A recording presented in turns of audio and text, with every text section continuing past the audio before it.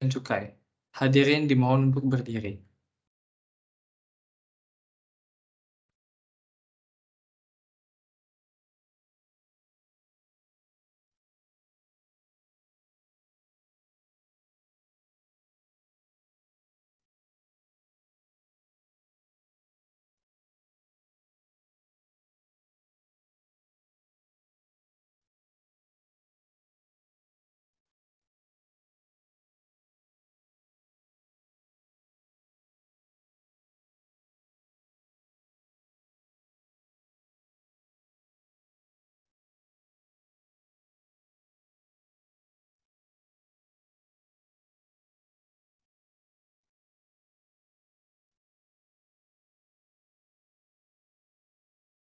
Belum jalan Marsnya?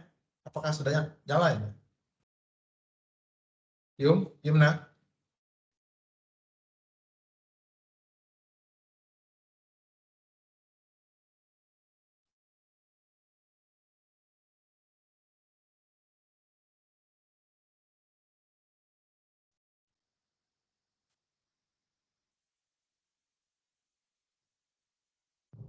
Tinggal suaranya.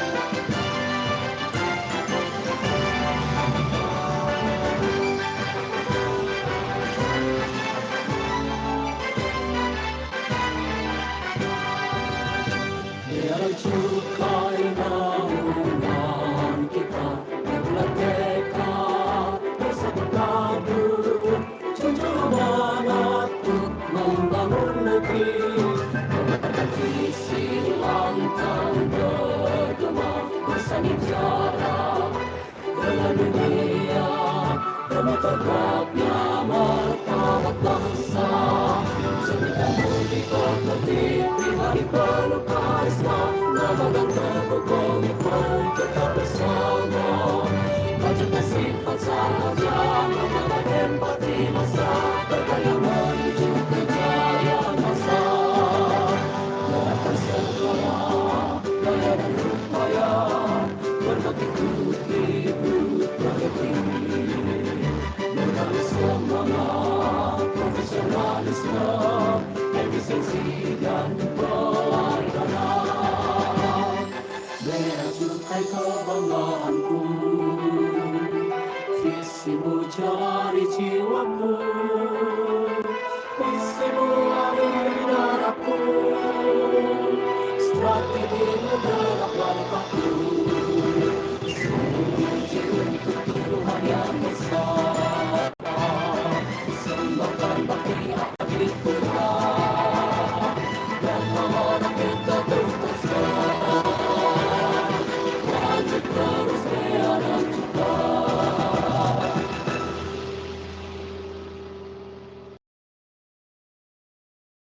Hadirin dipersilakan duduk kembali.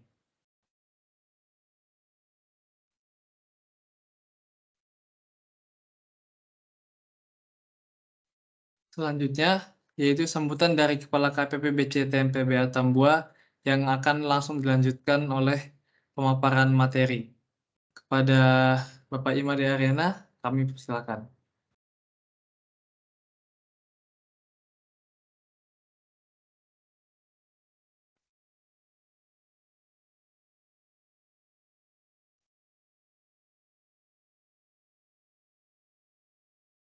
Baik,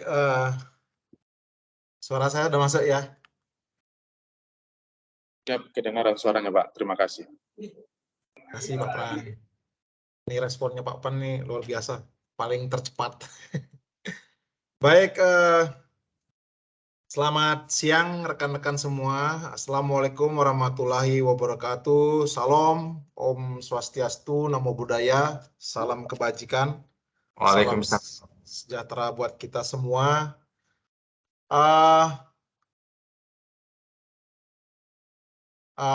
Puji syukur kita panjatkan kehadirat Tuhan Yang Maha Esa, kita bisa berkumpul di media Zoom, media meeting yang kita punya, MS Team, dalam keadaan sehat semua, saya harapkan demikian semua.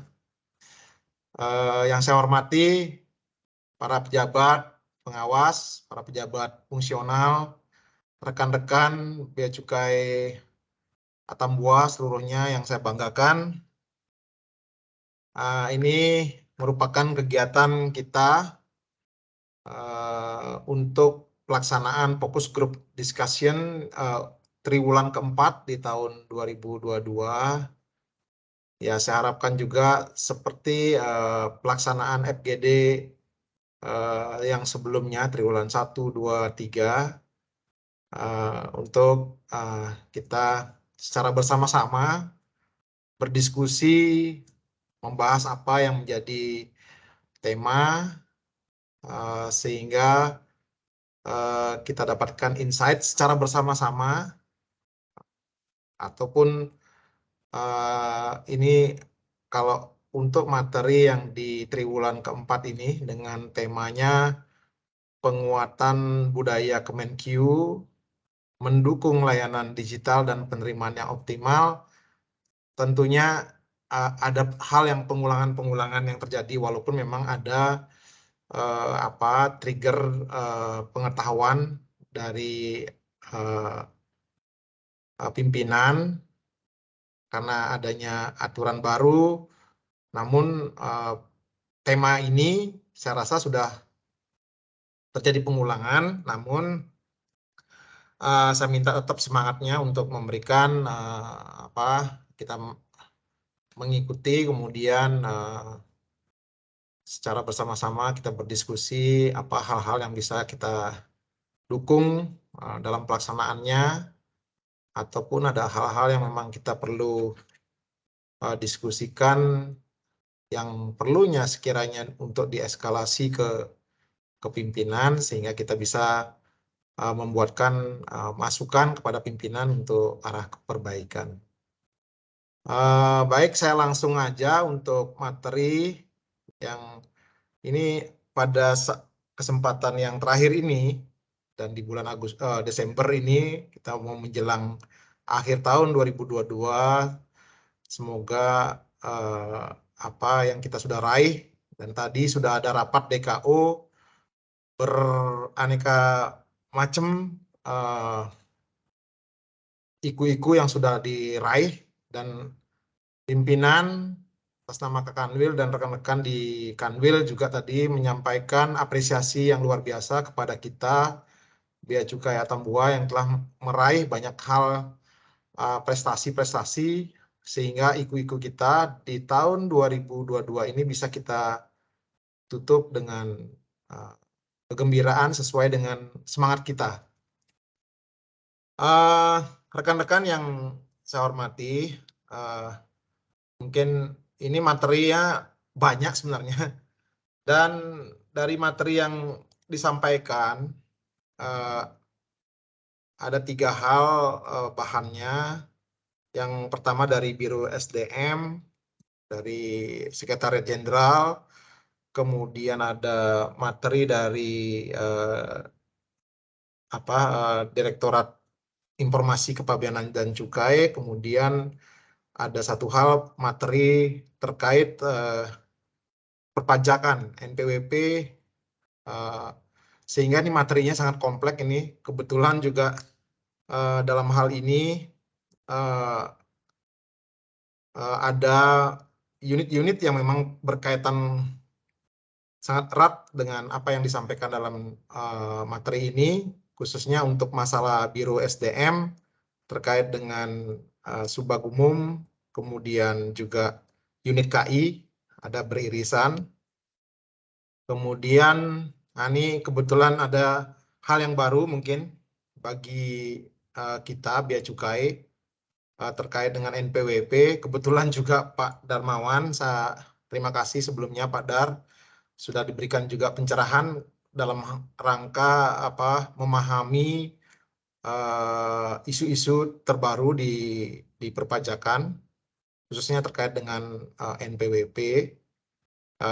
Nanti saya mohon ini semua kayaknya sudah ahlinya nih dari unit umum dan KI, kemudian ada Pak Dar di masalah perpajakan, dan satu lagi masalah CESA 4.0 ya, ini bidangnya Pak Gede, barangkali nanti juga bisa menambahkan kalau ada kekurangan-kekurangannya.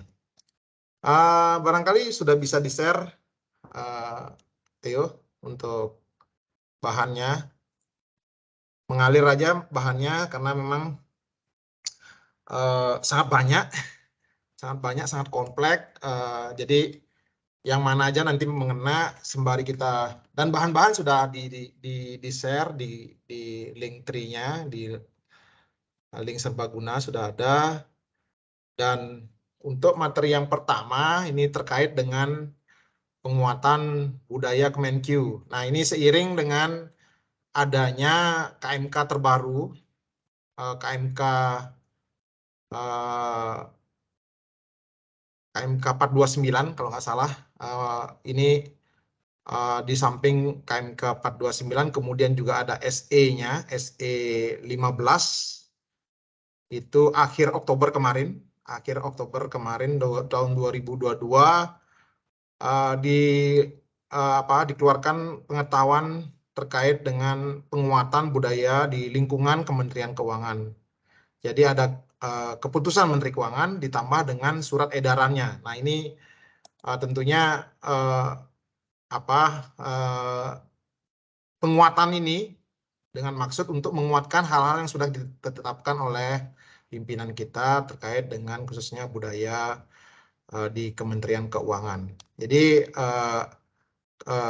budaya ini terkait dengan core value ASN, aparatur sipil negara, berhaklah kalau nggak salah itu ininya, kemudian dikawinkan dengan nilai-nilai Kementerian Keuangan. Nah, jadi core value dari aparatur sipil negara yang berhaklah tersebut merupakan sekumpulan nilai yang menjadi dasar bagi kita untuk yang ada diantaranya adalah berorientasi pelayanan, kemudian akuntabel, kemudian kompeten, harmonis, kemudian loyal, adaptif. Nah, itu satu lagi kolaboratif merupakan hal yang dasar, menjadi nilai-nilai dasar kita sebagai aparatur sipil negara, kemudian dikawinkan dengan nilai-nilai dari Kementerian Keuangan yang sudah kita pahami betul, ditambah dengan hal yang baru mengenai sikap dasarnya. Jadi ada sikap dasar juga di sini yang terkait dengan pelaksanaan dari core value ASN dan nilai-nilai Kementerian Keuangan. Nanti bersifat secara tidak langsung itu terikat ya untuk kita. Baik, saya lanjutkan ke slide. Ini mengapa saya harus kaitkan dengan visi dan misi, karena ini memang nilai-nilai kita mendukung sekali dengan visi dan misi yang ada, bahwa visi kita menjadi pengelola keuangan negara untuk mewujudkan perekonomian Indonesia yang produktif, kompetitif, inklusif, dan berkeadilan. Tentunya untuk mendukung visi dan misi Presiden dan Wakil Presiden Indonesia Maju yang berdaulat, mandiri, dan berkepribadian berlandaskan gotong royong. Nah, juga diturunkan ke misinya, kemudian tugas sebagai ASN, juga kita harus ingat ada fungsinya ASN ada 3 di Undang-Undang ASN, ada melaksanakan kebijakan publik, kemudian memberikan pelayanan publik, kemudian mempererat persatuan dan kesatuan NKRI dengan terus kita laksanakan nilai-nilai dari Kementerian Keuangan sebelumnya. Jadi integritas, profesionalisme, sinergi, pelayanan, dan kesempurnaan. Ini sudah teman-teman sudah pahami ya, apa itu nilai-nilai integritas, profesionalisme, sinergi, pelayanan, maupun kesempurnaan. Next. Jadi apa urgensinya penguatan budaya? Jadi ada urgensi yang yang digariskan pimpinan. Ini berdasarkan statistik sumber daya manusia dan hasil survei Ini khususnya yang poin yang paling pojok kiri atas ya. Jadi ada 70% pegawai Gen Y dan Gen Z atau milenial ini. Dan 81% itu bekerja di kantor layanan, makanya ini harus dikuatkan. Ini adalah potensi kita, aset kita di Bea Cukai Atambua juga mayoritas dari pegawai SDM kita itu adalah dari unsur anak-anak milenial, Gen Y maupun Gen Z. Tentunya kita terus sebagai pimpinan mungkin dari saya pejabat pengawas maupun pejabat fungsional kepada rekan-rekan kita ini terus kita bimbing karena beda sekali nih saya rasa Gen Y maupun Gen Z ini dengan kita yang mungkin rata-rata sudah kaumnya kaum kolonial, baik dari cara pandangnya, kemudian penguasaan materi, IT, dan lain-lain itu beda ininya rekan-rekan kita di Gen Y ataupun Gen Z. Tentunya ini kita harus barengkan dengan apa yang menjadi tujuan dari pimpinan untuk terus mengarahkan agar rekan-rekan kita ya bisa terus berproduktif dan melaksanakan kegiatan khususnya yang kayak di Bea Cukai Atambua terkait dengan pelayanan maupun pengawasan yang tentunya dikuatkan dengan budaya dari Kementerian Keuangan. Lanjut. Nah ini kemarin disinggung statistik pelanggaran disiplin dan bahkan mungkin teman-teman banyak sekali dapat info ataupun melalui media sosial bahkan Dirjen Pajak itu secara belak-belakan menyampaikan adanya pelanggaran disiplin khususnya terkait dengan hubungan suami istri ataupun yang bermasalah di luar baik itu di luar nikah, kumpul kebo ataupun yang sudah menikah tapi malah tidak tinggal serumah lagi gitu. Banyak sekali permasalahan itu. Tapi ya itu yang dipertekankan oleh pimpinan. Bahkan itulah seperti yang tadi di media sosial banyak sekali ungkapan dari pimpinan terkait dengan masalah itu. Di samping juga adanya pelanggaran-pelanggaran yang lain seperti jam kerja ataupun ada beberapa gratifikasi yang terjadi mungkin yang paling banyak di Jawa. Nah, ini menjadi concern kita bagaimana pelanggaran kode etik dan perilaku yang terjadi ya ini terus dikuatkan dengan budaya Kemenkyu, kemudian core value ASN, dan juga ada kita punya dari Direktorat Jenderal Bea dan Cukai, sikap dasar itu juga terus kita kuatkan. Next. Ini termasuk juga perilaku-perilaku yang lain sebagai kenapa kita terus penguatan urgensi budaya. Jadi pegawai bekerja sebagai business as usual tanpa berorientasi nilai tambah, kemudian tidak langsung bekerja ketika selesai jam istirahat. Nah ini banyak perilaku-perilaku yang mungkin yang kita harus pahami bahwa memang kita harus segera berubah dan kita tunjukkan hal yang produktif untuk pencapaian dari tujuan visi maupun misi yang sudah kita utarakan tadi. Next. Ini karena bahannya banyak, saya banyak skip ya. Ini juga, ini macam-macam nih perilakunya mungkin nanti ya saya sendiri juga harus mengingatkan diri saya, mungkin saya pernah juga tidak ngikuti apa sebagai etika ataupun perilaku saya sebagai ASN yang baik. Ya kita mengingatkan semua, mengingatkan termasuk ada unit kita dari unit KI untuk terus jangan lelah untuk memberikan masukan kepada kita semua untuk selalu mengingat apa yang harus menjadi atensi kita dalam melaksanakan visi dan misi kita. Nah ini referensinya sebagai referensi untuk budaya yang bisa kita contoh, beberapa nilai budaya dan strateginya bisa menjadi contoh untuk penguatan di budaya Kemenkyu. Ada Bank Indonesia, ada PT Astra International Tbk, ada Tesla. Nah ini contoh ya yang kita bisa semua berikan komitmennya untuk menjadi lebih baik. Lanjut.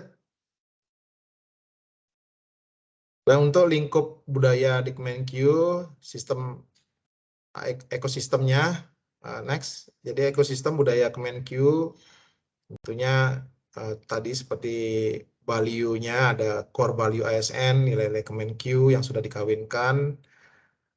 Jadi ada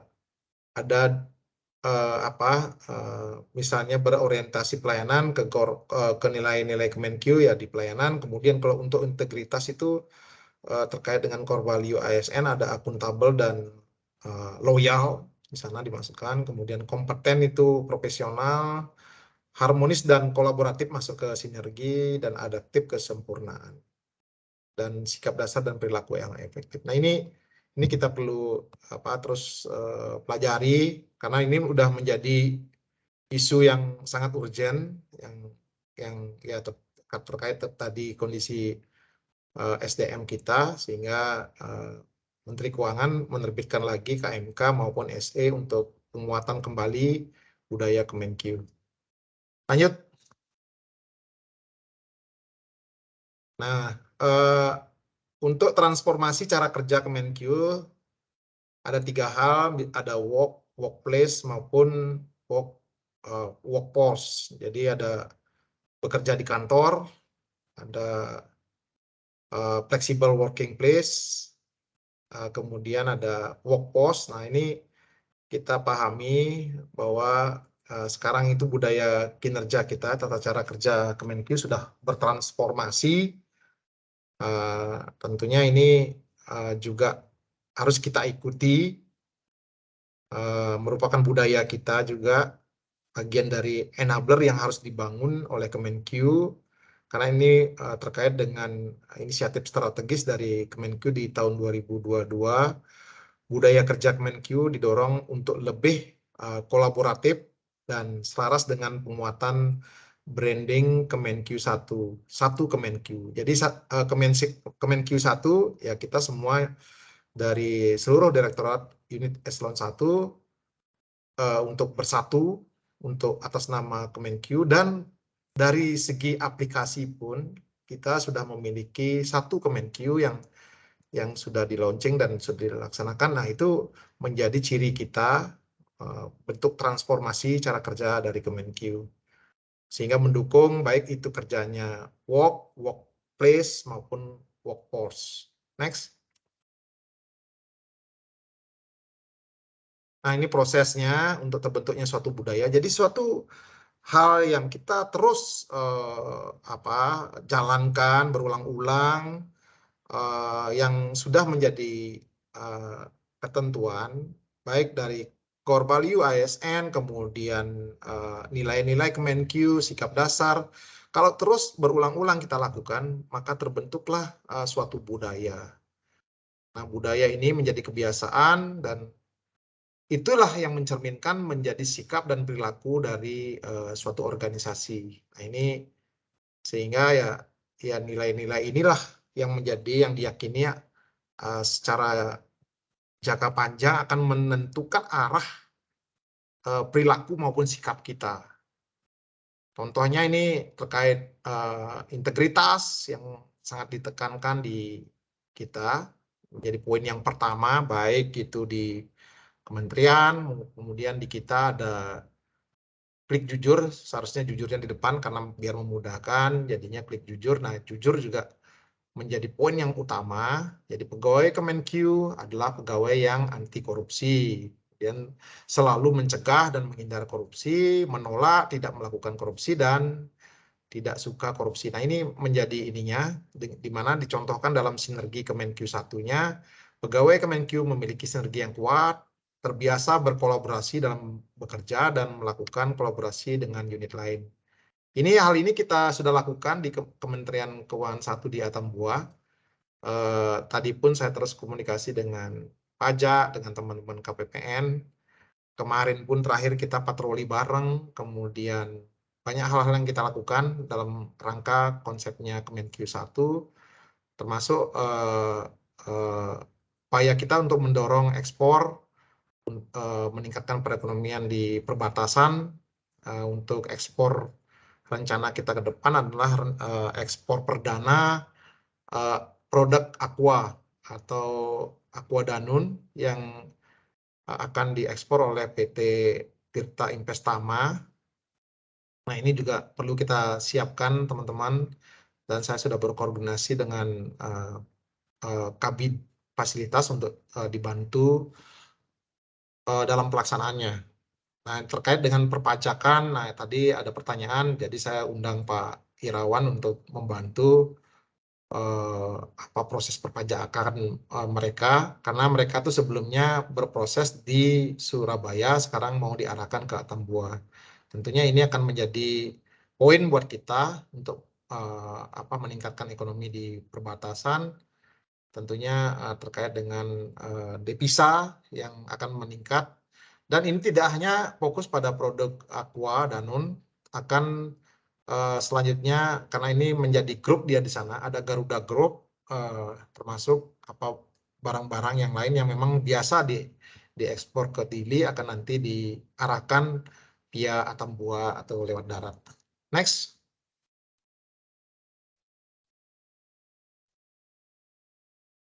Nah, sikap dasar ini juga sudah biasa ya, kita udah berkali-kali kita contohkan ataupun kita dengungkan di saat apel, saat brief atau mohon menjadi perhatian kita bersama-sama, menjadi pedoman kita untuk diterapkan di lingkungan kerja kita sehari-hari, baik itu di kantor ataupun di tempat-tempat lain. Kita sikap ini ya perlu kita terus tegakkan. Next. Nah, ini Kemenq 1 tadi yang saya bilang, kenapa dibilang 1 ini, ternyata ada juga nilai artinya dari 1 itu. Ini brandingnya Kemenq 1 ataupun 1 Kemenq. Budaya Kemenq untuk mewujudkan, mengimplementasikan nilai-nilai Kementerian Keuangan dan core value ASN dalam bentuk sikap, perilaku, dan kebiasaan pegawai dalam bekerja dan mengambil keputusan dalam rangka mencapai tujuan Kementerian Keuangan. 1 itu sinergi, kemudian adaptif, kemudian berteknologi, dan satunya lagi unggul. Nah, ini kita pahami. Rekan-rekan yang saya hormati, kehadiran pimpinan itulah menjadi role model. Jadi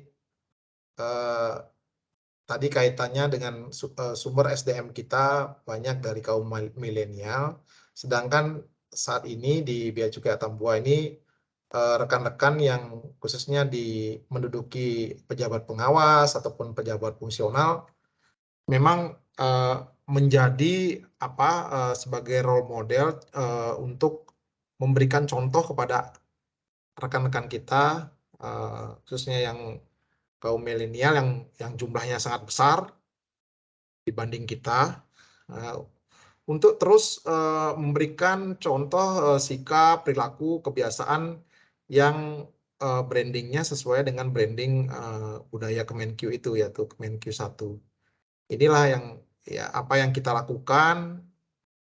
Mungkin kalau diibaratkan dalam suatu keluarga, kita sebagai ayahnya ataupun orang tua memberikan contoh kepada anak-anak kalau apapun yang kita lakukan mungkin itu menjadi cermin akan perilaku ataupun sikap kebiasaan dari bawahan kita. Nah, untuk itu saya mengingatkan diri saya maupun teman-teman untuk di posisi pimpinan dan juga rekan-rekan dari para pelaksana ataupun kaum milenial, mohon ya mendukung semua gitu loh. Artinya terus berikan, karena kita pemahamannya sudah sama, ada sikap, perilaku, dan kebiasaan yang kita harus jalankan, ayo kita bareng-bareng gitu. Tentunya ya kami berikan contoh, biasanya memang begitu kalau pimpinan sudah memberikan contoh yang terbaik, akan diikuti oleh anak buah ataupun ini bawahan. Next. Penguatan budaya Kemenkyu. Next. Nah ini, untuk infrastrukturnya, karena secara nasional itu untuk Undang-Undang ASN sebagai dasarnya, dasar hukumnya yang pertama, di sana malah ada 15 nilai dasar ASN, ada di Undang-Undang Nomor 5 Tahun 2014. Kemudian dibikinkan core value ASN berakhlak. Ini menjadi ini dalam SE Menpan RB Nomor 20 Tahun 2021. Kemudian untuk khususnya di Kemenkyu, sebelumnya ada KMK 312 tahun 2011, kemudian diperbaharui yang terbaru adalah KMK 429 tahun 2022. Memuat 5 sikap dasar mewakili setiap nilai Kemenkyu yang diharmonisasikan dengan core value ASN berakhlak. Kemudian ada juga penguatan dengan PMK di nomor 190 tahun 2018 terkait dengan 54 kode etik. Kemudian SE nomor 15 yang tadi yang saya sampaikan, SE terbaru, panduan pelaksanaan penguatan budaya. Ini mohon menjadi pedoman kita bersama untuk terus membangun budaya Kemenkyu sesuai dengan apa yang menjadi arahan pimpinan. Tentunya inilah penguatannya, kita internalisasikan, di roadshow-kan, kemudian dikuatkan terus setiap rekan-rekan kita yang ada di lapangan khususnya, karena sangat rentan di sana berhadapan dengan para pengguna jasa, yaitu sangat risiko. Tidak juga luput di teman-teman di kantor juga pasti kalau tidak kuat di sana juga akan ada hal kebocoran dan yang lain-lain yang bisa merugikan kita bersama. Jadi nanti pengukuran tingkat kematangan budaya ini kita harus sadar, kita pahami, dan kita miliki dari budaya Kemenkyu ini. Next. Ini baru satu rangkuman slide ya terkait dengan penguatan budaya, ini sangat panjang ini. Saya rasa ini strateginya juga dan targetnya tolong nanti kita ingat lagi. Lanjut. Nah, ini mekanismenya seperti apa? Yang tadi yang saya sampaikan, ada awareness-nya kita, ada understanding-nya kita, ada implementation-nya, kemudian ada owning-nya. Owning inilah yang sudah memiliki kita, jadi itu sudah mencerminkan pimpinan itu, pejabat ataupun para petinggi yang bisa terus memberikan pemahaman, menerapkan, dan aktif serta mungkin inovatif untuk menerapkan nilai-nilai dari ASN tersebut. Lanjut.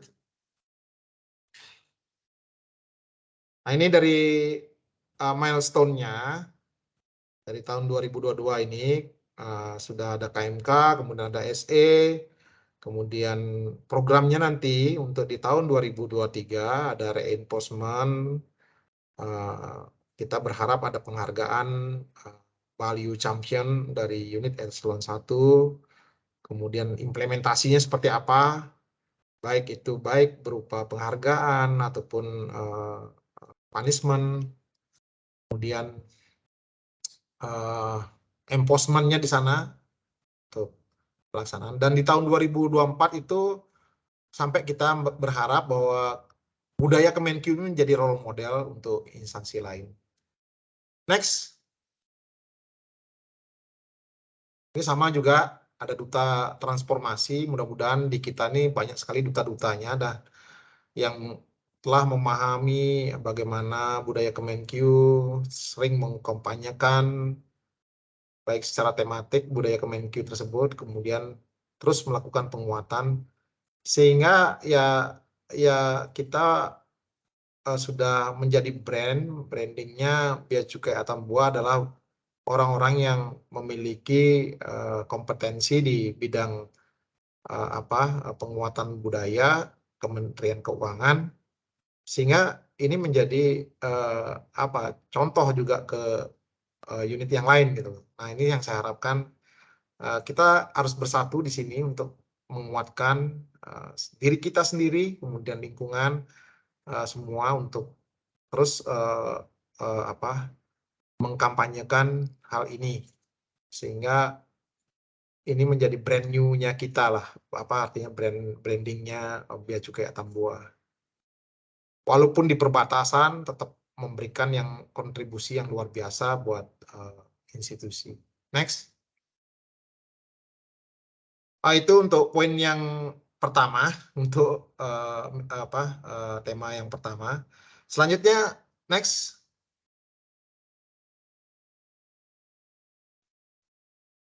Nah, ini penerapan, ini yang saya bilang hal yang baru juga di kita. Jadi teman-teman harus tahu juga ada hal yang baru. Jadi ada penerapan kebijakan NIK sebagai NPWP. NIK itu ini ya KTP kita ada di situ NIK. Jadi yang sebelumnya NPWP itu ada 15 digit, itu menjadi 16 digit.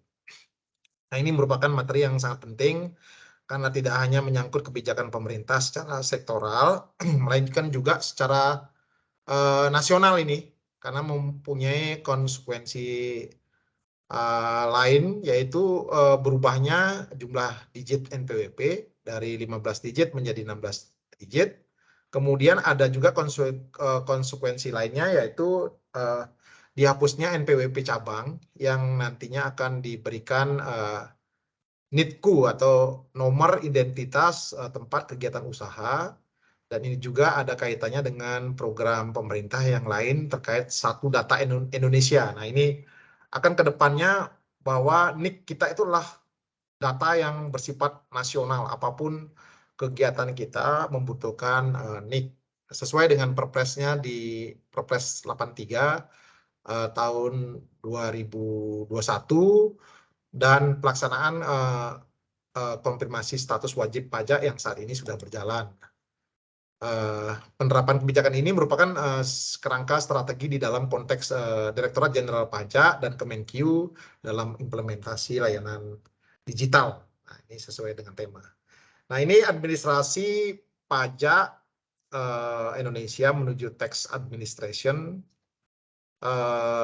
Jadi terkait implementasi NIK sebagai NPWP untuk sampai ke tahap tersebut, DJP juga berpijak pada roadmap terkait dengan pengembangan sistem administrasi. Ini menuju tax administration 3.0. Jadi ini ada peningkatan adalah salah satu tahapan yang akan menjadi salah satu pijakan penting agar sistem perpajakan Indonesia nantinya menjadi sistem administrasi perpajakan yang terintegrasi dan tentunya mengikuti best practice yang secara internasional. Lanjut. Next. Nah, ini ruang lingkup aktivitas strategis di mana terkait dengan kebijakan NIK sebagai NPWP ini bukan merupakan kebijakan sektoral ya. Jadi melainkan kebijakan nasional, maka implementasi NIK sebagai NPWP harus kita bawa dalam kerangka kebijakan nasional. Ada 3 aktivitas strategis yang sedang dilakukan pengawalan implementasinya. Ada pertama implementasi NPWP 16 digit dan NITKU, kemudian validasi NPWP sesuai Perpres nomor 83 tahun 2021 dan perluasan KSWP itu diterapkan terhadap layanan publik tertentu, di mana KSWP memasukkan unsur kepatuhan apakah sudah lapor SPT atau ada utang pajak, sedangkan validasi NPWP tidak hanya layanan publik tertentu, tetapi ini berlaku untuk semua layanan.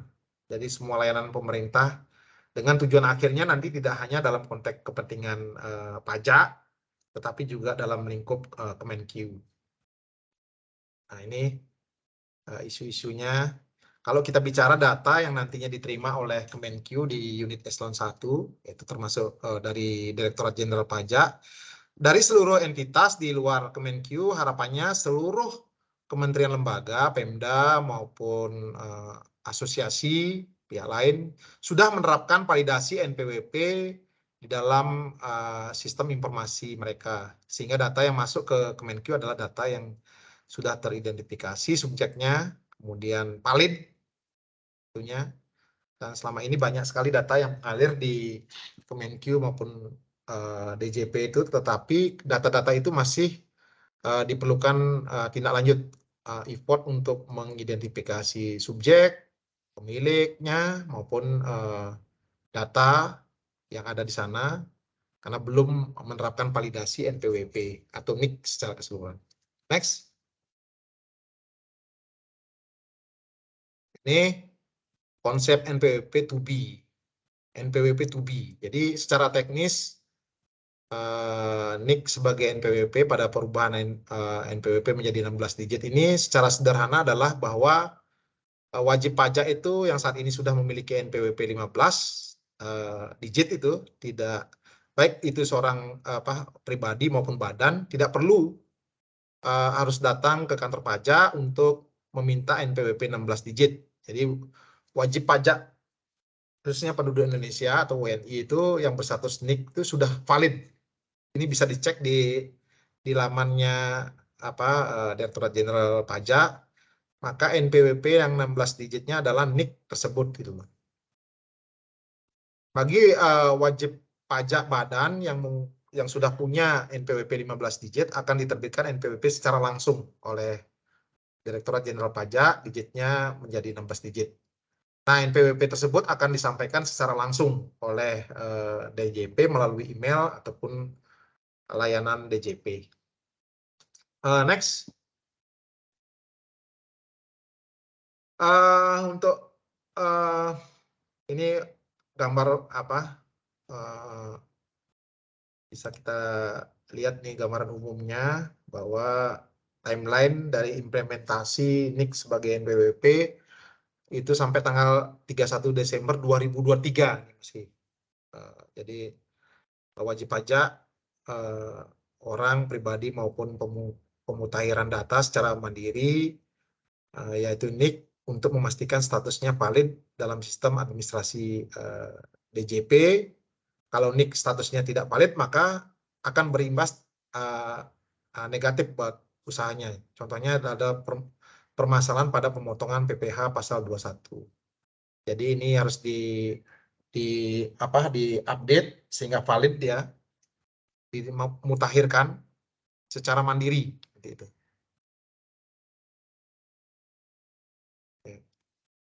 Next.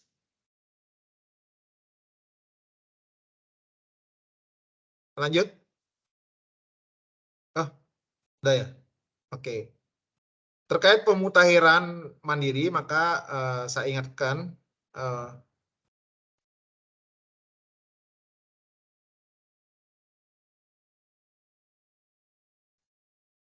sebelumnya coba lihat. Ya, ini terkait pemutakhiran mandiri, maka diingatkan pada seluruh pegawai Jadi kita ini sebagai wajib pajak juga, saya ingatkan untuk melakukan pemutahiran data mandiri untuk memastikan bahwa status NIK-nya valid, karena bisa jadi pada waktu pendaftaran NPWP pertama kali, data NIK-nya belum ada yang valid. Jadi ada data yang tidak valid. Kita harus ini ya, jadi lihat nih ada lamannya DJP online, cek aja di sana, atau mungkin bisa melalui call center, ataupun datang ke Bea Cukai Atambua. Sekalian ini siapa mungkin teman-teman yang ingin datang ke sana, kangen sama seseorang, ya sekalian aja datang ke sana untuk pemutahiran data, silakan. Next.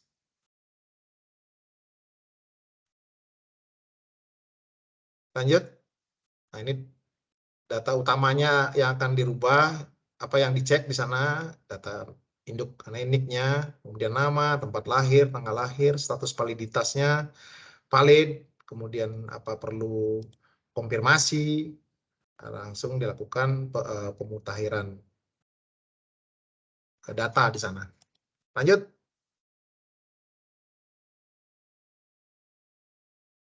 Nah, ini data keluarga penting ini, misalnya terkait istri yang bekerja dan NPWP ikut suami. Nah, ini bagi yang sudah bersuami istri, maka suami harus memastikan NIK istri. Ini saya juga ada kendala ini. Saya ternyata kemarin bikin NPWP 2. Seharusnya cukup 1 aja, tapi ikut NIK istrinya. Jadi seluruh anggota keluarga masuk juga dalam pemutahiran data itu. Siapa tahu apa ada ininya penghasilan dari anggota keluarga, baik mungkin istri, itu sudah secara otomatis tuh masuk dalam SPT suami. Jadi 1 dia nanti. Kecuali ada apa istri atau wanita itu kawin yang memiliki NPWP tersendiri, terpisah dari suami, maka harus melakukan pemutahiran sendiri. Nah, ini kalau menurut saya kita bikin 1 aja, sesuai dengan saran-saran dari teman-teman pajak.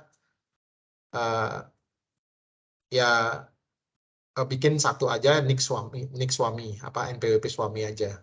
Nanti pelaporannya juga gampang, cuma 1. Lanjut.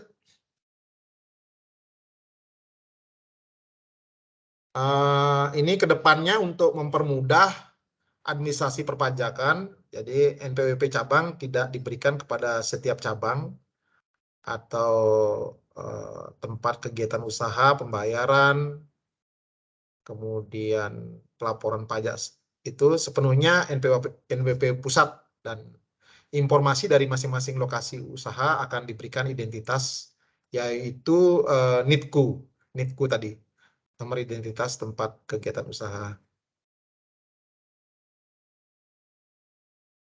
Yang nantinya juga akan digunakan di unit eselon 1 Kemenkyu maupun di luar Kemenkyu untuk kepentingan proses bisnis yang lainnya. Lanjut. Mas, ini sekali lagi nih bahwa NITKU tidak digunakan untuk kepentingan administrasi pembayaran dan pelaporan pajak di DJP, karena ini sepenuhnya adalah untuk kepentingan referensi di sisi manajemen untuk kepentingan bagi hasil. Jadi pengawasan kewilayahan dan kepentingan untuk melakukan kolaborasi antara kantor pusat maupun KPP lokasi. Ini ininya, jadi ID TKU ataupun subunit per jenis wajib pajak. Lanjut. Nah, ini untuk Perpres Peraturan Presiden di 83 ini tentang pencantuman dan pemanfaatan NIK dan atau NPWP dalam pelayanan publik. Ini untuk diingatkan terutama di lingkungan Pemda itu, untuk meningkatkan koordinasi dan memastikan semua layanan publiknya sudah diberlakukan validasi NPWP dan NIK. Dan ini adalah mandatori.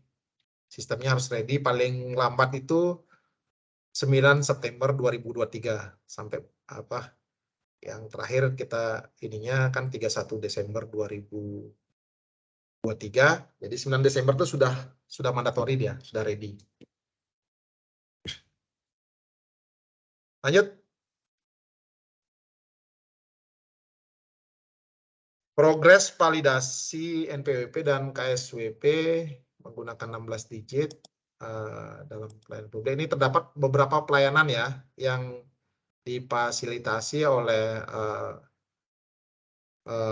one single submission maupun melalui kementerian lembaga secara langsung.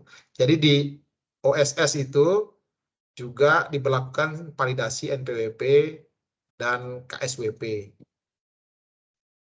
untuk divalidasi di layanan publik. Kemudian di kementerian lembaga juga, kemudian di Pemda, ini merupakan pekerjaan yang luar biasa ini besarnya, sehingga kita harus lakukan secara bersama-sama untuk memastikan Perpres 83 ini, khususnya masalah validasi NPWP dapat dijalankan oleh semua aspek di layanan publik. Lanjut. Nah ini untuk implikasi NPWP, jadi di sistem eksternal, jadi implikasi NPWP dapat saya sampaikan bahwa secara keseluruhannya, NPWP memiliki berbagai peran di dalam sistem di eksternal, ada yang merupakan primary key maupun reference.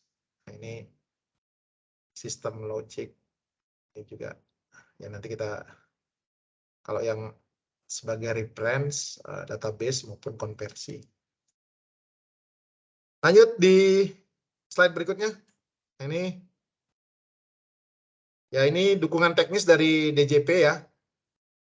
Dukungan teknis memberikan dukungan teknis, sosialisasi, kemudian layanan validasi, kemudian ini sebagai pengetahuan kita aja, nanti barangkali juga ada yang nanya terkait NPWP, karena kita ke Menq 1, tentunya pengetahuan ini juga bisa membantu, karena ini sifatnya sangat besar, pekerjaan yang sangat besar, sehingga kita harus bareng-bareng ke Menq 1, tidak kita wujudkanlah di sini program dari Kemenq. Lanjut. Masih banyak ya slide-nya. Terakhir nih udah ya. Jadi yang perlu mendapat pengawalan lebih lanjut adalah dari sisi bagaimana sosialisasi ini bisa terus dilaksanakan, dioperasionalkan.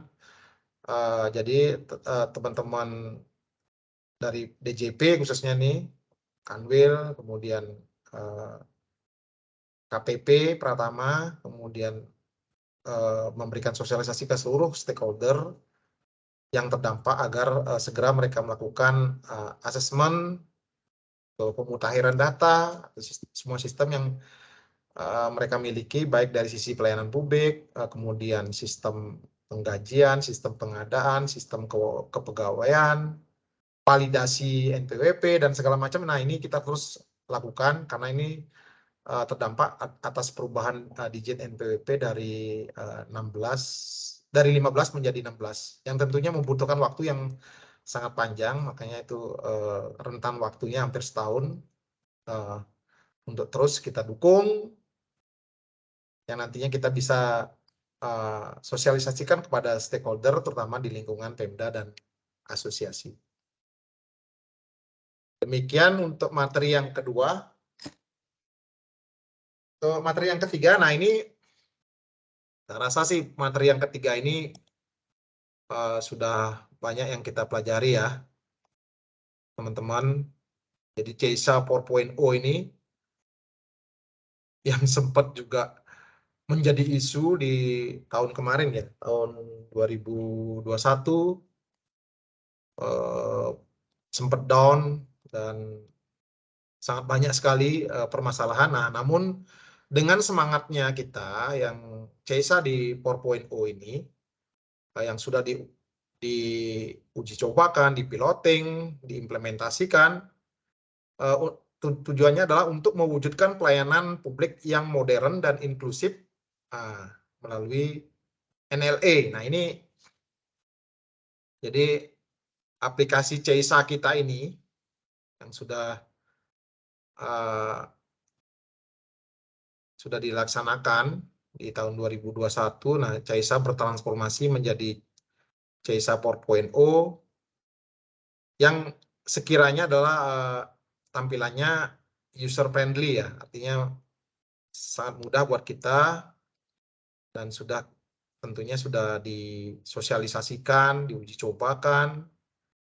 Keputusannya juga sudah ada sesuai dengan keputusan Direktur Jenderal Bea dan Cukai nomor 124 tahun 2022, tanggalnya 22 Juli 2022 itu tentang pelaksanaan uji coba piloting implementasi CEISA 4.0. Jadi ini mungkin sejarahnya, saya next dulu. Ada overview mewujudkan pelayanan publik ini, kemudian next untuk overview cara pandang keseimbangan antara prosperity approach dengan security approach dalam logistik. Nah ini untuk keseimbangannya, cara pandangnya. Jadi semua ini menjadi kesatuan ya, baik barang, kemudian dokumen, orang, uang, transportasi. Ini terintegrated dalam sistem ini. Jadi Bea Cukai itu berkomitmen untuk menghadirkan fasilitas yang mudah, modern, lancar kepada masyarakat dalam satu aplikasi CEISA ya. CEISA itu Custom Excise Information System and Automation. Nah, CEISA ini sebenarnya dibangun CEISA ini tahun 2018. Ini suatu transformasi dari Bea Cukai yang sebelumnya kalau kita lihat perjalanannya, sejarahnya, jadi transformasi teknologi untuk informasi TI-nya Bea Cukai itu sejak tahun 90-an. Itu mungkin teman-teman yang kelasnya sudah kolonial terkait dengan sistem TI-nya Bea Cukai itu awalnya dari dimulainya CFRS itulah. Jadi CFRS ini suatu gong waktu sebelumnya Bea Cukai itu melakukan perubahan dengan melaksanakan pelayanan secara menerapkan teknologi informasi, di mana kegiatannya sudah terintegrated di sana di sistem CFRS itu sampai tahun 2012. Nah, dari 2012 inilah awalnya diberlakukan sistem CEISA yang sebelumnya CEISA-nya kalau nggak salah 2.0 ya, langsung loncat ke 4.0 di tahun 2018. Di mana ini terintegrasi dan terkolaborasi antara G2G, kemudian B2B juga, B2B, dan ada B2G juga, business to government. Next. Kalau yang masalah ini saya rasa sih ini ya, teman-teman udah paham sekali nih, bahwa kita juga sudah diimplementasikan Pak Gede ya, terkait dengan CEISA 4.0. Namun banyak sekali kendala-kendala, dan kemarin pun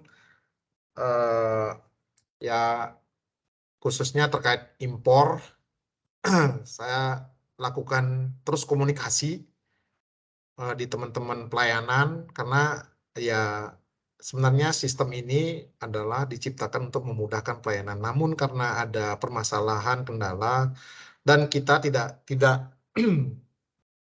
tidak sepenuhnya terintegrated karena sistem CISA manifestnya belum jalan, manifest darat, kita masih manual walaupun aplikasi kita, tapi masih dia di luar dari CISA karena manifest darat belum ada di CISA 4.0. Ya, dan yang lain-lainnya ya itu masih kendalanya. Tentunya ini menjadi masukan kita sudah ke pimpinan kemarin pun waktu rapat dengan P2 pusat kemarin juga saya sampaikan kendala-kendala ini mohon segera dieskalasi sehingga semua bisa kita lakukan di seluruh satker di Indonesia, termasuk yang menangani perbatasan, karena perbatasan ini belum, contohnya saja terkait dengan manifest. Dari dulu manifestnya kita tahu ada manifest laut, udara, kok tidak ada darat gitu. Nah ini juga permasalahan yang ya kita terus kedengungkan ke pusat. Mudah-mudahan teman-teman pusat segera ya mengakomodir atau permasalahan-permasalahan kita. Karena ini ya kembali lagi tadi kenapa ada kendala, karena tidak ada linknya, baik itu terkait RKSP, kemudian inward manifest, kemudian hingga penjaluran. Nah itu kemarin itu belum ada respon apa kemarin ya, sampai billingnya belum ada. Nah gimana nih?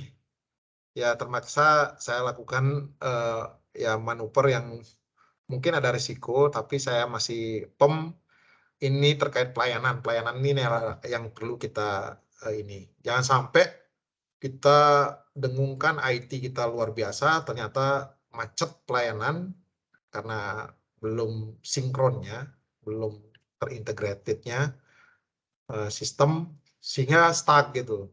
Belum dapat respon, belum dapat ini, belum keluar, ada masalah-masalah itu ya kita tetap komunikasikan. Saya terima kasih kemarin Pak Gede juga sudah komunikasi dengan DIKC sehingga ada selesai, yang sampai kita mau naruh jaminan nilainya mungkin sampai ratusan juta, itu takut saya juga.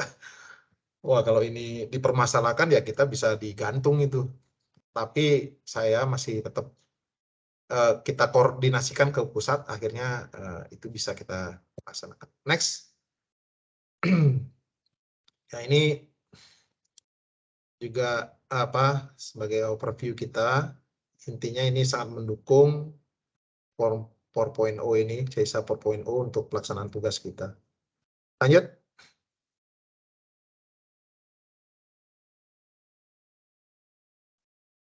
Terus,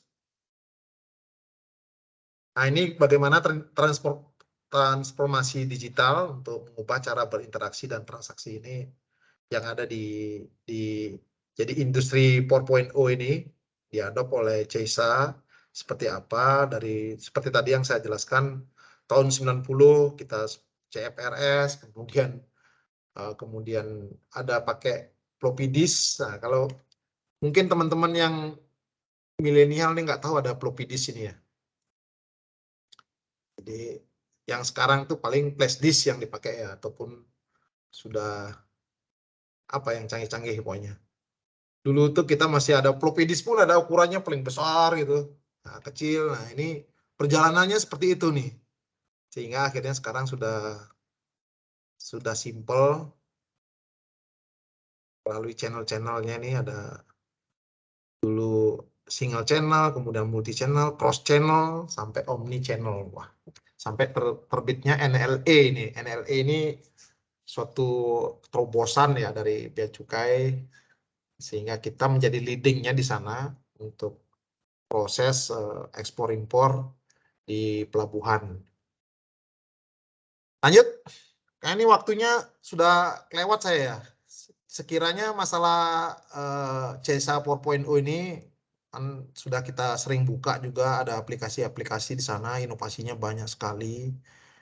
Ada 84 aplikasi yang terintegrated di sana. Ini ya awalnya mungkin dari aplikasi mandiri baru masuk di sana. Mudah-mudahan aplikasi mandiri kita bisa juga masuk di sana menjadi aplikasi nasional. Next. Ya ini sama untuk ekosistemnya ini. Next. Nah untuk NLE, next. Jadi ini platform yang terintegrated yang menghubungkan demand supply, di mana NLE menjadi bridging atau solusi asimetrik dan informatif ya. Jadi ini ada demand side, kemudian pengguna jasa, kemudian supply side, kemudian platform logistik. Ini sudah terintegrated dia dalam nasional logistik ekosistem. Jadi platform yang agregator logistik yang terus bertumbuh. Lanjut. Nah ini overview-nya. Perjalanan NLE. Ada 4 fasenya. Simplikasi probis, kemudian kolaborasi platform logistik, kemudahan pembayaran, dan tata ruang dan infrastruktur. Ini ada 10 pelabuhan nasional ya, yang sudah dilaksanakan NLE, Belawan, Batam, Tanjung Priok, Tanjung Emas, Tanjung Perak, Balikpapan, dan mana Samarinda, Makassar, Kendari, Merak. Kita belum nih ya. Jadi untuk 4 pelabuhan di tahun 2022 itu ada Pontianak, ada Dumai, Lampung, Palembang. Lanjut. Ini sama. Jadi ada dashboardnya. Ini luar biasa nih, kita kayaknya sudah mirip-mirip nih ya punya dashboard di Bea Cukai Atambua ya kayak gini nih. Ada grafik-grafiknya. Apa perkembangannya secara monthly, harian juga bisa. Kemudian kontainer available-nya kelihatan juga di sini. Traffic-nya juga seperti apa. Next. Nah ini ya lanjut. Untuk kontribusi lanjut. Jadi ada jumlah serangan apa nih, serangan sepanjang tahun 2021 ada malware nih 4 juta ya, 4 juta nih. Untuk security kita juga sudah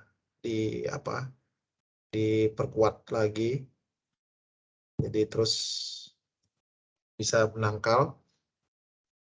Lanjut. Nah, untuk penerimaan negara, nah kaitan dengan tema kita juga tentunya pasti akan berpengaruh sekali untuk mengamankan penerimaan negara, baik bea masuk, bea keluar, cukai, pajak dalam rangka impor,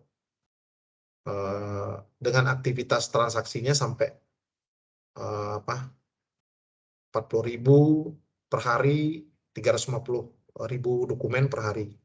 Ini luar biasa sehingga mendukung optimalisasi penerimaan sampai 6,73 triliun. Itu terkait juga fasilitas perdagangan juga diakomodir dalam CISA 4.0, ada TPB, KB, KIT, dan lain-lain. Juga ini mendukung kontribusi khususnya di devisa ekspor dan terhadap devisa ekspor nasional sampai 40,41%. Ini luar biasa. Dan dari pengawasan juga optimal di sini. Masalah pengawasan ada CISA Cert, profiling, smart targeting, passenger risk management, PRM, e-sale juga kita sudah miliki, computer vision untuk optimasi ke kemampuan untuk mendeteksi fraud. Dan supportnya mengoptimalkan kegiatan operasional CISA, juga mengakomodir layanan HRM system, kemudian tim collaboration, OA juga ini sudah mendukung ini di CISA 4.0. Next. Grafiknya. Next. Nah, ini untuk forecasting revenue juga CISA 4.0 bisa kita ini. Jadi dampak penggunaan predictive analysis untuk penerimaan di CISA 4.0 itu setiap ada perubahan indikator perekonomian yang berpotensi berdampak pada perekonomian dapat diidentifikasi lebih awal. Ini sistem ini sudah seperti itu, ada di tag awalnya. Dan DJBC dapat memberikan respon lebih dini sehingga potensi revenue loss lebih besar untuk dicegah. Penerimaan DJBC selama 4 tahun terakhir itu selalu tercapai. Lanjut. Nah, untuk risk management juga penerapan di CISA 4.0 sudah bagus. Informasi diolah, kemudian ada dikonekkan dengan relation dan sosial media. Ini informasi yang lain juga matching dia di sana sehingga memudahkan kita dalam hal pengawasan untuk menjadi ujung tombak enforcement tools di DJBC. Next. Oke, demikian rekan-rekan. Kurang lebihnya 3 materi yang disampaikan sekian jam. Saya hanya rangkum tipis-tipis, barangkali inilah, makanya ini unitnya semua ada di sini. Masalah SDM, tadi unit umum dan KI. Ini masih 23 aja ya orangnya yang ikut meeting ya. Kok saya nunggu-nunggu dari tadi, biar nambah-nambah orangnya, baru kita foto-foto. Karena ini penting, kembali lagi saya ingatkan teman-teman, kita FGD ini FGD kita terakhir di tahun 2022, tentunya kontribusi nilainya untuk IQ kita diperlukan, sehingga maksimal kita berikan ini untuk FGD ini. Walaupun ini hanya IQ saya, namun secara NKO akan berakibat ini, kalau nilainya turun atau apa. Demikian yang bisa saya sampaikan. Silakan untuk selanjutnya kita berdiskusi. Saya serahkan kembali ke Theo. Saya akhiri dengan selamat sore. Assalamualaikum warahmatullahi wabarakatuh. Om Santi. Silakan. Siap, terima kasih Komandan atas materi yang telah disampaikan. Kiranya materi FGD yang telah disampaikan dapat menjadi pedoman yang akan menunjang kemajuan kantor kita, sehingga tetap menjadi kantor BCA Tambua yang terdepan dan terbaik. Dan selanjutnya, kami akan buka sesi tanya-jawab, yaitu bagi pejabat maupun pegawai yang ingin bertanya ataupun menyampaikan pendapat, dapat bisa langsung raise hand dan kemudian menyalakan mikrofon dan menyampaikan secara langsung pertanyaan atau pendapatnya. Kepada hadirin yang ingin bertanya, kami persilakan.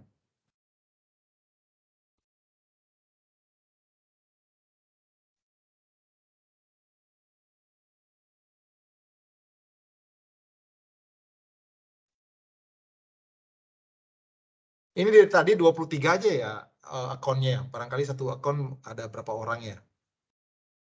Siap, iya, dan mungkin bergabung Karena kegiatan juga ya. Tapi tetap menyimak. Siap, dan Oke. Ya mudah-mudahan ya sudah maksimal ini, kita bisa maksimalkan untuk IQ kita. Silakan teman-teman. Kalau ada yang mau memang menambahkan gitu, karena ada hal yang penting kita tambahkan, khususnya terkait dengan materi, Pak Wayan, Pak Bimo, Pak Gede, Pak Dar juga kalau dari segi perpajakannya, monggo. Kalau mungkin yang lain juga mau menambahkan, Pak Ben, Pak Usen, Pak Iqbal, apalagi nih yang muncul nih, saya nggak bisa lihat semuanya. Dan teman-teman dari fungsional, biasanya banyak nih masukan-masukan, saya persilakan.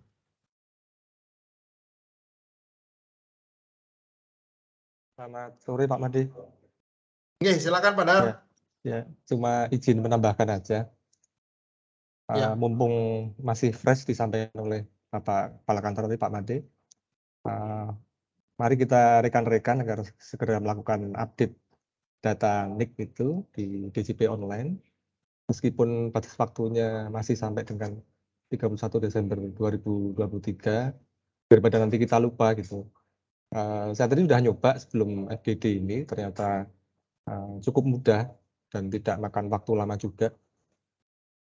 Kita tinggal masuk ke akun DJP online kita, yang biasa kita setahun sekali untuk lapor SPT itu, login seperti biasa pakai NPWP dan password, kemudian masuk ke profile. Nah, di situ ada isian NIK. Jadi di tempat saya isian NIK-nya kosong, masih kosong. Nah, kita isikan NIK-nya, kemudian klik validasi. Apabila statusnya valid, maka bisa langsung kita klik untuk ubah profil. Kemudian setelah itu kita cek di data keluarga, kita lengkapi data NIK keluarga masing-masing, terus kemudian ada isian tempat dan tanggal lahir, sama pekerjaan. Nah, kemudian ubah profil. Mungkin demikian sedikit sharing, Pak Madi. Terima kasih. Makasih Pak Dar.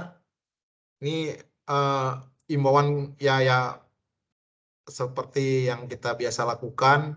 Setiap ada perubahan ataupun yang perlu kita update, kalau kita tunda-tunda atau bahkan nanti-nanti saja, kadang-kadang lupa itu. Nah, sebenarnya tadi disampaikan Pak Dar ini sungguh mudah mungkin ya. Kita udah biasa mengakses DJP online. Silakan kita rubah berikan konfirmasi masalah profil kita, kemudian isian nick-nya, kemudian setelah tervalidasi kita bisa langsung merubah profilnya dan juga data-data dari keluarga. Mungkin saya ada pertanyaan nih sama Pak Dar nih, barangkali saya kemarin itu jadi ada kesalahan membuat NPWP untuk istri, karena istri ada bikin usaha kecil-kecilan, usaha dagang itu, karena ada laporan perpajakan sehingga dia membuat NPWP-nya sendiri. Jadi ini saya masih bingung nih, apakah bisa dihapus biar masuk ke dalam ini, jadi sehingga NPWP dari istri itu udah langsung bisa masuk ke saya lagi, karena pusing juga dia bikin laporan tuh. Jadi usahanya ini sebenarnya ya mendukung juga kegiatan ini, karena dia dapat istilahnya dia kan UMKM, jadi ada dapat KUR dan lain-lain. Nah, ini ada unsur ininya, ada keuntungannya, namun dari segi pelaporannya sangat kompleks jadinya, ada 2 pelaporan. Saya bikin laporan, istri bikin laporan. Apalagi nanti ada perubahan NIK-nya ini menjadi NPWP. Nah, seperti apa sebaiknya Pak sarannya? Mungkin dikembalikan seperti dulu menjadi 1 NPWP atau tetap 2 itu Pak? Mungkin minta masukan Pak Dar. Siap Pak Made. Jadi secara defaultnya di Undang-Undang Pajak itu anggota keluarga baik itu istri maupun anak-anak itu NPWP-nya ikut suami.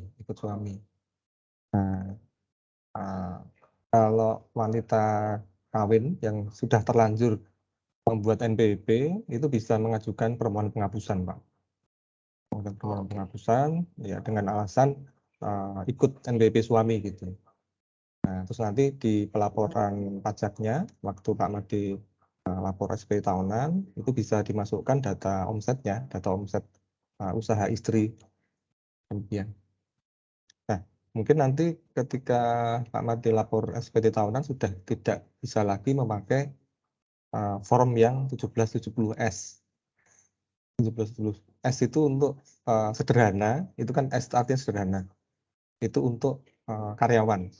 Nah, kalau punya usaha itu upgrade menjadi 1770. Jadi ketika mengisi di DJP online itu nanti kan ada pertanyaan itu, apakah saudara memiliki usaha seperti itu? Nanti dijawab ya. Demikian Pak Made. Oke Pak, Ya coba nanti saya ini lagi. Ya lebih mudah kayaknya sudah digabungkan dengan apa satu NPWP suami mungkin. Makasih Pak Dan update-nya.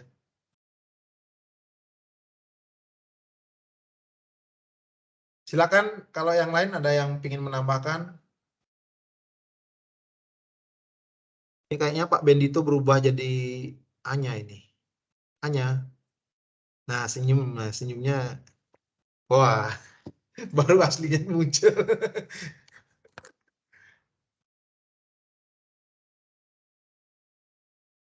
Silakan rekan-rekan atau ada yang menambahkan dari umum Pak Wayan barangkali terkait dengan kondisi di umum ataupun permasalahan-permasalahan lain kita bisa diskusi di sini, saya persilakan.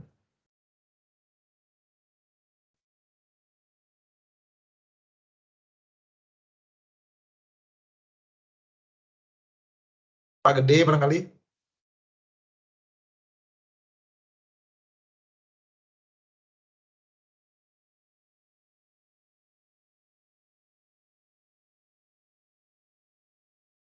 Silakan Pak Wayan.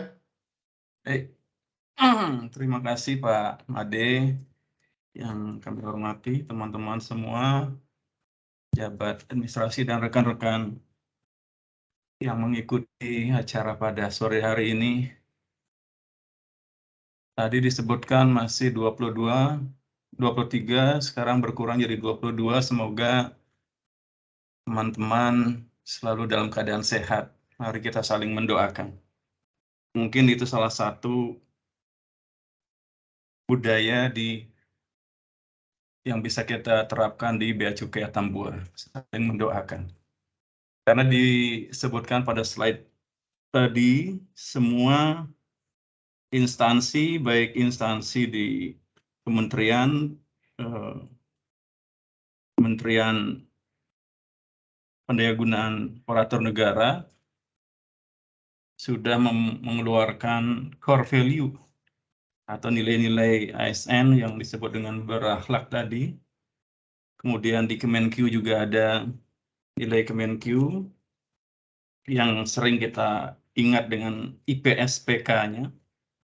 Demikian juga di Bea Cukai mengeluarkan sikap dasar Bea Cukai yang kita sering dengar dengan sebutan klik jujur.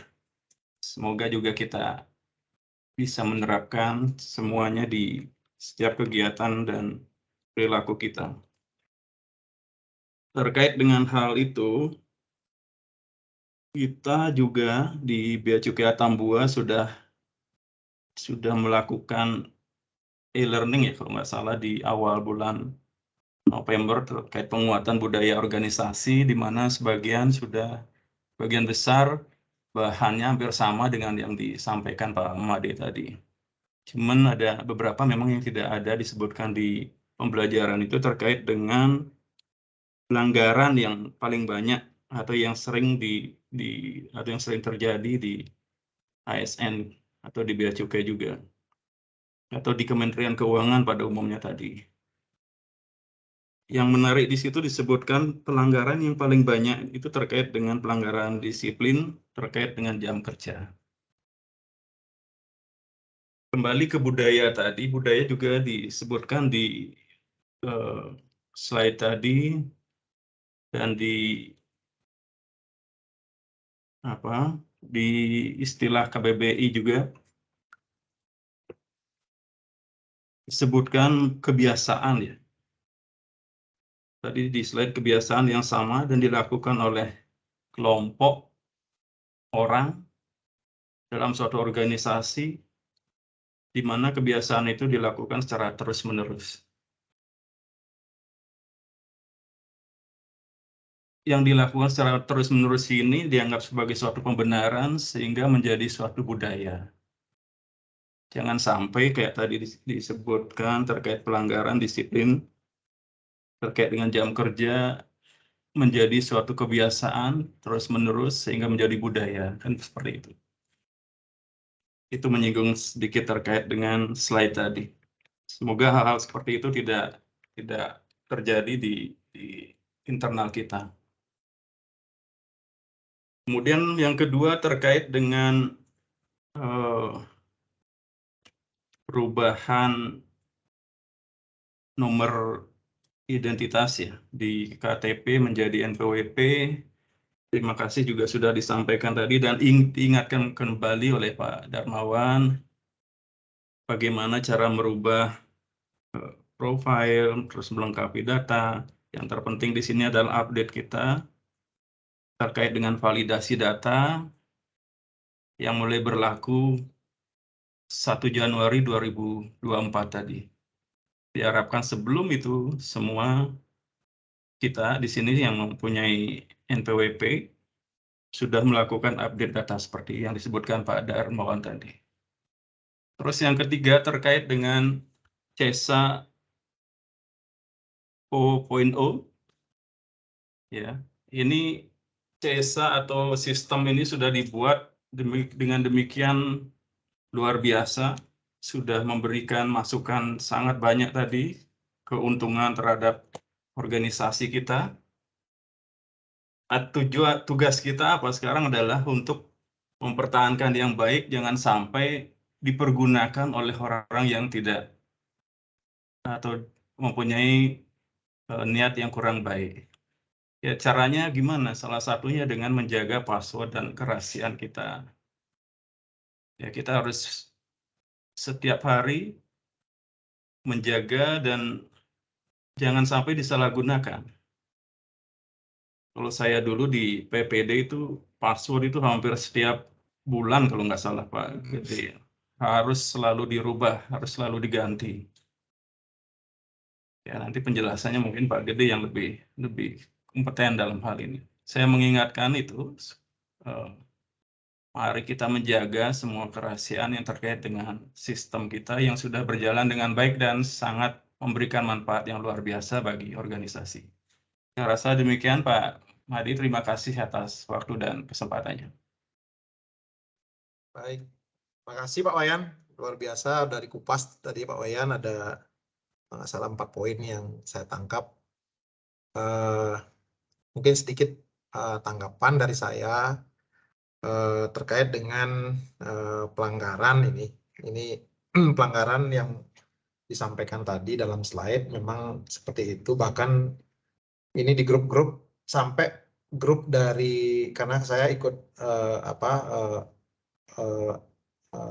di klub tim, ada yang sudah jadi eselon 2 di sana nyampaikan ke saya, mohon kasih masukan ke kami terkait fenomena Kementerian Keuangan ini yang dibilang Kementerian Keuangan, entah mungkin di DJP, DJBC dan yang lain-lain, adanya peningkatan terkait kasus asusila gitu. Asusila itu mungkin terkait dengan kumpul kebo dan segala macam, ini menjadi fenomena. Di samping ya yang tadi itu masalah pelanggaran jam kerja yang paling dominan, yang paling banyak ya, itu menjadi atensi kita, dan kita juga di Bea Cukai Atambua mohon semuanya, saya juga mengingatkan diri saya, namanya juga saya punya keluarga, tapi saya tidak ajak ke sini. Di sini pun ada kebutuhan yang memang sifatnya secara pribadi itu ya mungkin perlu pemenuhannya. Nah, kalau tidak kita bisa manage dengan baik, itu bisa jadi masalah itu.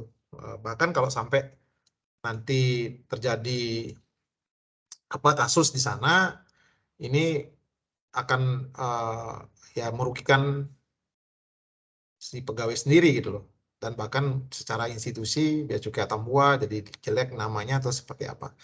Nah, ini menjadi konsen kita bersama, apalagi terkait tadi yang penekanannya Pak Wayan terus berulang-ulang masalah kehadiran ataupun disiplin kerja.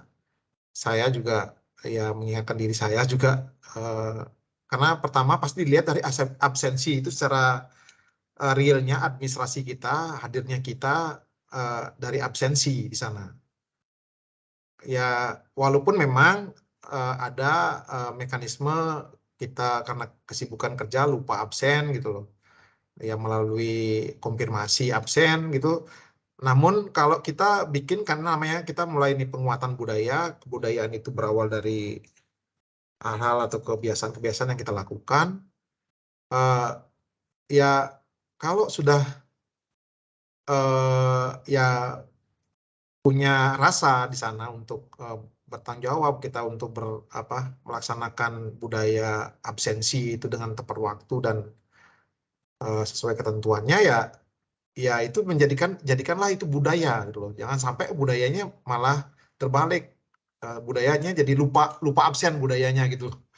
Saya minta teman-teman ya tidak apa-apa sih, saya terus mengingatkan pada saat misalnya ada konfirmasi absensi, saya selalu ingatkan untuk buatlah alert buat diri kita.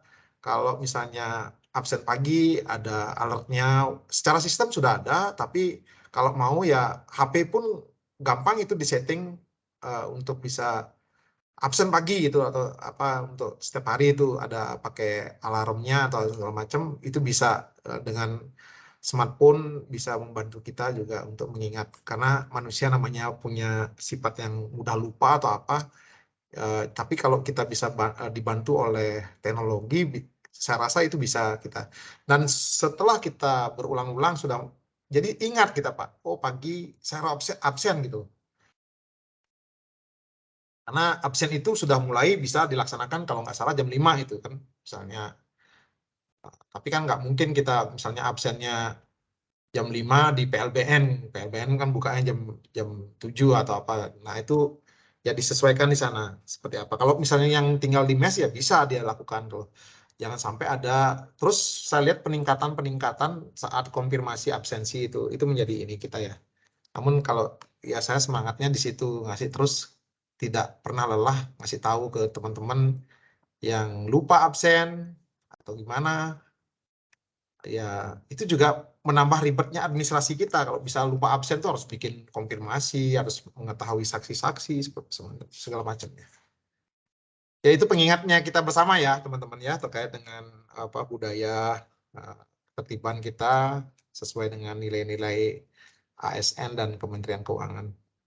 Kemudian untuk tadi masalah perubahan NPWP NIK ya, ini kembali lagi terus kita ingatkan teman-teman untuk kita update, lakukan pemutakhiran data sehingga kita siap melaksanakannya walaupun tanggal 1 Januari 2024, tapi dari sekarang lebih baik kita. Dan kita sebagai warga Kementerian Keuangan, bukan hanya pajak aja, ya kita ini semua Kemenq 1 harus memberi contoh ini, karena ini aturannya di Kementerian Keuangan. Sedangkan contohnya untuk misalnya kayak LHKPN kita udah lebih duluan dari yang lain gitu.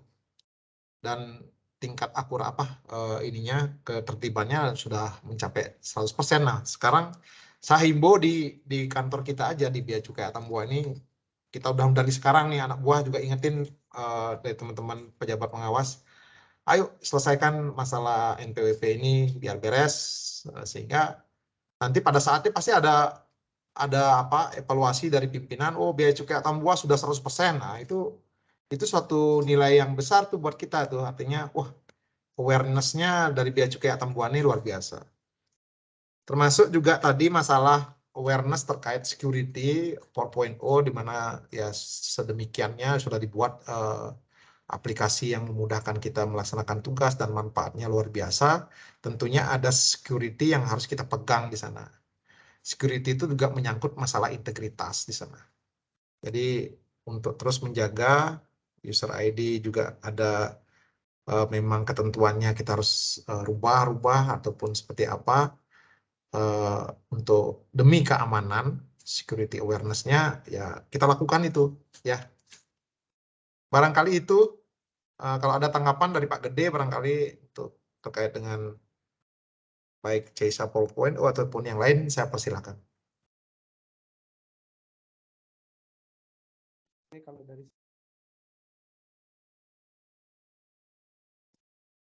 Suaranya belum masuk, Pak.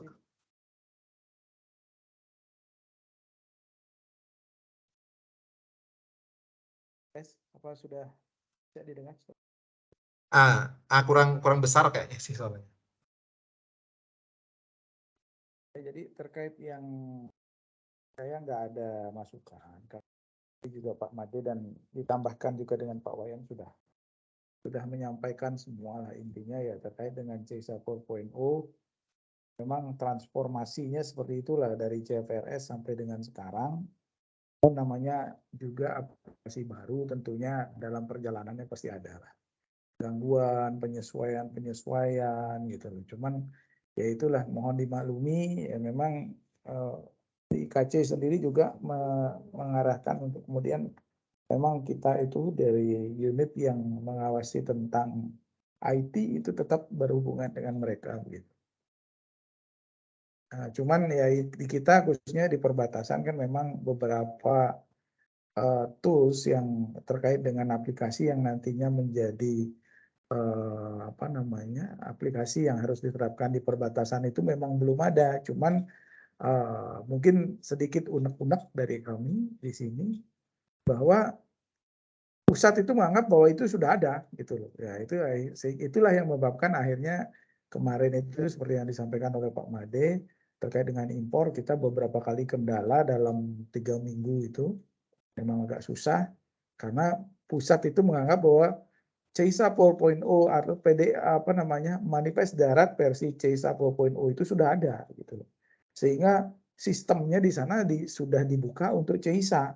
Sehingga selama ini dari yang apa namanya nomor manifest yang berasal dari aplikasi mandiri kita itu seolah-olah tidak diakomodir lagi gitu loh. Makanya waktu itu setelah kita sampaikan permasalahannya, ya mereka juga bingung, artinya bingung dalam artian kenapa kok bisa seperti itu gitu.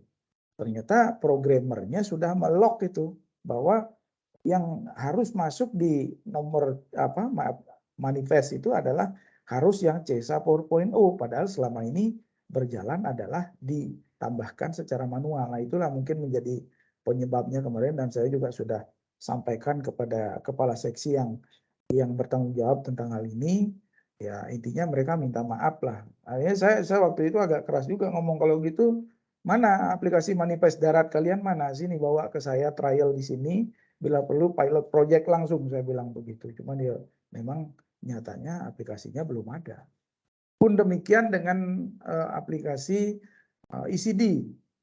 Ya ECD mungkin kita tahu bersama ya kita udah berjalan dari tahun 2021. Dan sekarang mereka hanya baru menerapkan di pelabuhan udara, sedangkan di kitanya entah kapan ya kemarin juga langsung Kasubdit yang bersangkutan saya tanyakan belum bisa juga menjawab secara pasti kapan akan tersedia gitu. Cuman ya itulah artinya secara ininya mereka sudah menggadang-gadang bahwa ini akan diganti, ini akan diganti. Ya mohon maaf saja ini mungkin juga unek-unek bagi kami di unit PDAD yang selama ini aplikasi itulah menjadi bisa dibilang sebagai suatu jualan kami gitu. Ya kami artinya ya agak terpengaruh lah dari sisi kreativitas kami jadinya seolah-olah ya sudahlah nggak ada gunanya lagi kita bikin gitu.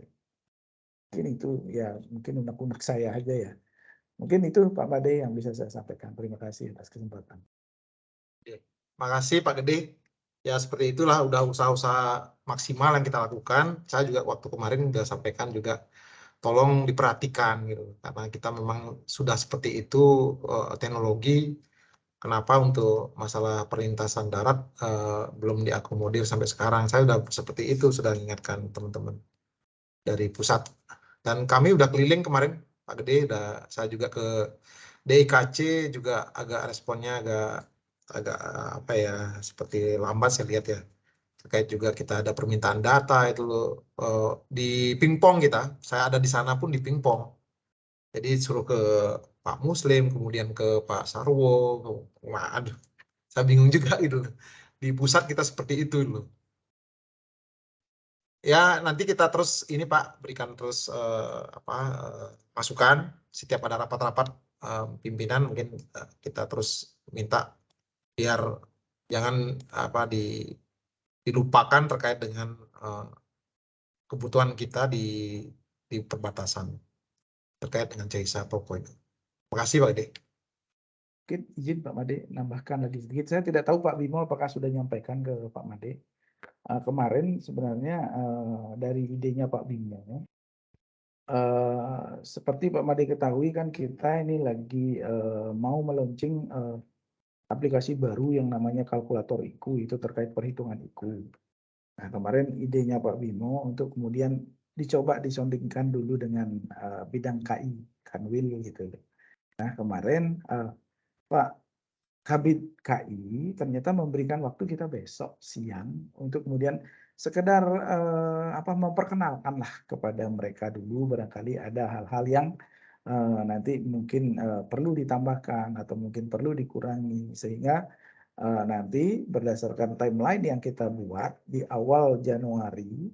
Kenapa bulan awal Januari? Karena memang rencana kami semula ini akan saya jadikan IKU di tahun 2003 untuk kasih PDAD, sehingga bisa kita lakukan akui sebagai IKU, kita bisa perkenalkan di awal Januari, sehingga paling lambat pertengahan Januari kita sudah bisa launching itu, sehingga ya mudah-mudahan artinya satker-satker lain khususnya di Kanwil Bali Nusra lah, kita tidak muluk-muluk lah, artinya paling tidak satker lain di Bali Nusra setelah melihat yang kita buat, mudah-mudahan mereka juga berkenan untuk mengadopsinya sebagai alat bantu gitu. Tapi kemarin sekilas dari teman-teman bidang KI setelah disampaikan oleh Pak Bimo merasa antusias sekali untuk kemudian melihat seperti apa sih gitu loh, karena memang ya mudah-mudahan saya tidak salah, ini merupakan alat bantu untuk pembuatan IKU pertama lah di Indonesia gitu. Dan itu aplikasinya sebenarnya sudah ready, jadi kita tinggal menunggu momen sehingga bisa kita akui sebagai salah satu IKU dari seksi PDAD gitu aja sih. Terima kasih. Terima kasih Pak Ade, luar biasa ini satu terobosannya. Saya udah dapat update tadi dari Pak Bimo. Saya ikut mungkin besok untuk pertemuan kita dengan bagian KI di Kanwil. Kita support lah pokoknya, mudah-mudahan ini memang terwujud bisa menjadi prototipe buat teman-teman yang lain, dan ya mudah-mudahan ya ini prestasi yang luar biasa buat suatu terobosan yang memang tidak ada hanya satu-satunya ada di Bea Cukai Atambua, dan secara nasional ya kita bisa inilah diakui nanti. Makasih banyak Pak Gede, luar biasa. Teman-teman tim dari PDAD luar biasa kontribusinya untuk dukungan aplikasi.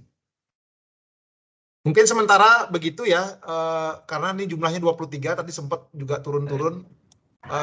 Untuk dokumentasi jangan lupa Theo, kan perlu dokumentasi. Izin Pak Kepala. Siap. Silakan Pak Bim. Terkait dengan review aplikasi kalkulator IKU tadi saya sudah berkoordinasi dengan tim KI Kanwil. Dari mereka menyanggupi untuk acaranya besok pagi Pak Gede. Tadi Pak Gede bilang siang ya. Ikut aja Pak, ikut Pak. Saya siap Pak. Ya. Besok pagi bisa. Sejauh ini acaranya paginya jam berapa Pak Bimo? Pak Mahludi tadi bilang jam 9. Jam 9 WITA. Saya sih intinya menyiapkan PowerPoint aja sih. Ya mudah-mudahan malam ini bisa selesai. Oke, makasih Pak. Baik, ya. Terima kasih Pak. Terima kasih Pak Bim. Pokoknya komunikasinya dari Pak Bim ini karena dari bidang KI nanti. Mungkin bisa di-on-kan barangkali gambarnya bisa kita untuk foto karena dokumentasinya harus diminta ini. Silakan Theo untuk selanjutnya. Siap. Karena sudah tidak ada lagi, mungkin kalau ada juga bisa setelah ini kita berdiskusi boleh. Siap, yang penting ini 23 udah tadi sempat hilang-hilang. Atau dikerahkan teman-teman biar muncul semua wajahnya. Siap, dan karena sudah selesai dari sesi tanya jawab, kami sampaikan terima kasih atas pertanyaan dan penjelasan yang telah disampaikan. Berikutnya akan kita lanjutkan dengan sesi foto virtual untuk dokumentasi. Kepada operator, mohon izin untuk dapat mengcapture layar ini ya, dan kami mohon untuk semua pegawai dan pejabat dan pegawai agar dapat on cam sejenak agar bisa di capture dengan lebih baik. Ya, kita semua. Operator sebelumnya sudah siap, operator?